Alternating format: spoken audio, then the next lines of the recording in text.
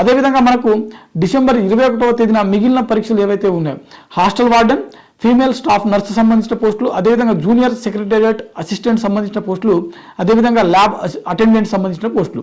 So వీటికి సంబంధించినటువంటి complete exams కూడా మనకు డిసెంబర్ 21వ తేదీన కండక్ట్ చేస్తారు అని చెప్పి ఇక్కడ చాలా స్పష్టంగా మెన్షన్ చేయడం జరిగింది.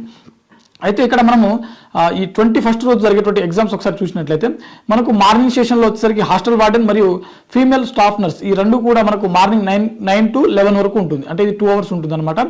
హాస్టల్ వార్డెన్ మరియు ఫీమేల్ స్టాఫ్ నర్స్ ఈ రెండు పోస్టులకు సంబంధించిన ఎగ్జామ్స్ వచ్చేసరికి డిసెంబర్ 21వ తేదీన ఉదయం 9 గంటల నుంచి 11 గంటల వరకు ఉంటుంది. అదేవిధంగా అదే రోజు మధ్యాహ్నం డిసెంబర్ 21వ తారీఖు మధ్యాహ్నం వచ్చేసరికి మనకు జూనియర్ సెక్రటేరియట్ అసిస్టెంట్ మరియు ల్యాబ్ అటెండెంట్ సంబంధించిన పోస్టులు అయితే వీటికి సంబంధించిన ఎగ్జామ్ జరుగుతుంది.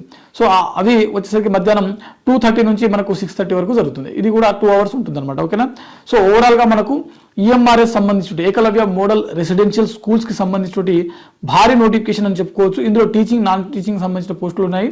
ఓవరాల్గా 7,267 ఖాళీలకు సంబంధించిన ఈ భారీ నోటిఫికేషన్ ఏదైతే ఉందో డిసెంబర్ 13, 14 మరియు 21వ తేదీ ఈ 3 రోజులలో మనకు వీటికి సంబంధించిన ఎగ్జామ్స్ అనేది కండక్ట్ చేస్తామని చెప్పి అఫీషియల్గా మనకు రిక్రూట్మెంట్ బోర్డు అయితే ప్రెస్ నోట్ ద్వారా రిలీజ్ చేయడం జరిగింది.